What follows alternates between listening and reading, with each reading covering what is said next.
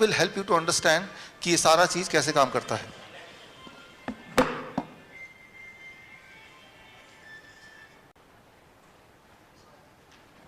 अब देखिए यहां पे जो पानी है, पानी हमें ठीक नहीं कर रहा है, जो ग्रेविटी है वो ठीक कर रही है। ये चीज मैं डेमोन्स्ट्रेट करना चाह रहा हूं आपको।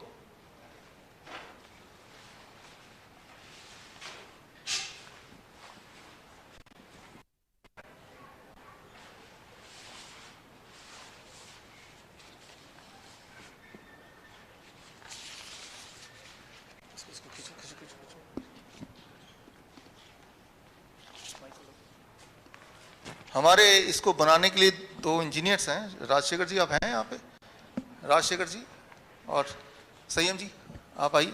इनको इसलिए बुला रहा हूँ क्योंकि कुछ होगा तो ये आसपास हैं, पहले से ही बता रहा हूँ तो भाई ये ठीक है। तो अब देखिए ये बिल्कुल ऐसा स्पेस सूट की तरह हो गया है ना। एक्चुअली इसके अंदर जब जाएंगे आप तो स्पेस सूट वाली फीलिंग आएगी। वो कैसे आएगी वो आपको विजुअली दिख, मैंने ये पहना है right. Okay, I am going inside it and just see what happens. अब देखिए यहाँ पे क्या है कि आपने ये सेट किया हुआ है, ये 39.8 डिग्री टेम्परेचर पे। ये टेम्परेचर याद रखिएगा 40 डिग्री के आसपास टेम्परेचर होना चाहिए तब ये काम करता है, 40 डिग्री सेल्सियस राइट। तो 40 डिग्री सेल्सियस के लिए हमारे पास ये टूल है जो 100-200 रुपये का आ जाएगा। इस टूल से आपको बस देखना है कि 40 डिग्री हो गया कि नहीं। यहाँ पे तो इन्होंने सोफिस्टिकेटेड एक सिस्टम लगाया हुआ है, अदरवाइज ये 100 रुपये के टूल से हम ये चेक करेंगे। ओ 40 डिग्री हो गया। अब इसमें अगर मैं then it will cause dialysis। अब बैठूंगा तो डायलिसिस। डायलिसिस का मतलब सिंपल भाषा में यह है कि आपके बॉडी के अंदर जो टॉक्सिन है, एक्सेस फ्लूइड है बॉडी के अंदर, एक्सेस सोडियम है, एक्सेस पोटेशियम है, एक्सेस जो भी चीजें फालतू हैं उनको बॉडी से निकलना, इसी को बोलते हैं डायलिसिस। वो सिर्फ किडनी से के कॉन्टेक्स्ट में नहीं है, हर बीमारी के कॉन्टेक्स्ट में है। कोई बीमारी कब होती है? जब कोई चीज फालतू बॉडी में रहती है। Okay, now I am going inside and ये टेम्परेचर 39.8 डिग्री पे है right. So let's see what happen. कुछ अनोखा क्या होता है इसको जरा समझने की कोशिश करते हैं इसके अंदर जाके।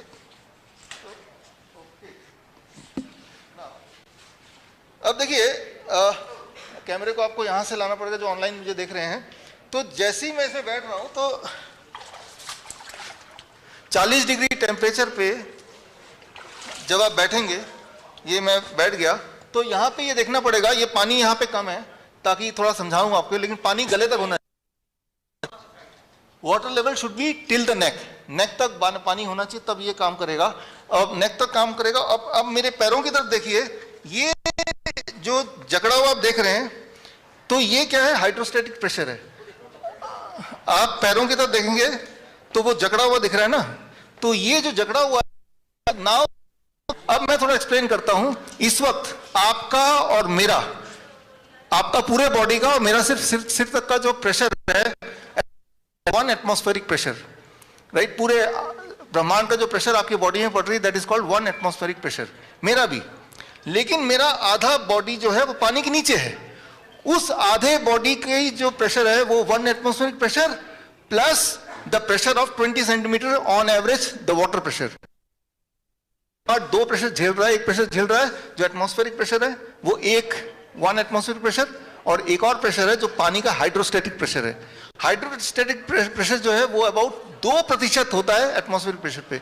सो मतलब मेरे बॉडी का आधा पार्ट में 2% ज्यादा प्रेशर है, और वो प्रेशर आपको विजुअली दिख रहा है। अगर आप मेरे पैरों की तरफ देखेंगे तो वो प्रेशर आपको नजर आ रहा है। जब ये प्रेशर आता है और पैरों में इस तरह से प्रेशर पड़ रहा है तो क्या हो रहा है?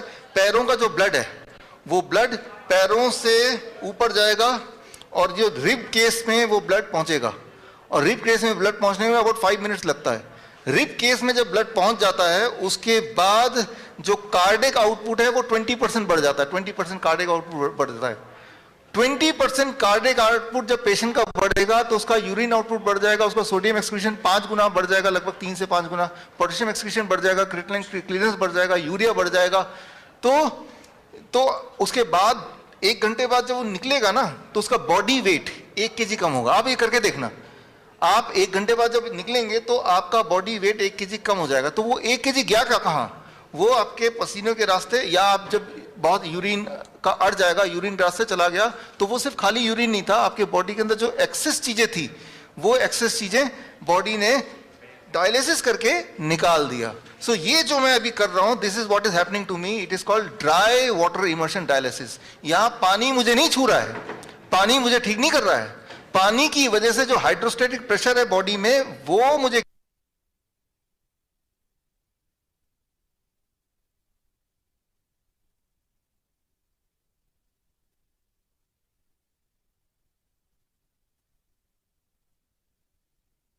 बैठेगा तो वो 25 मिनट में थक जाएगा।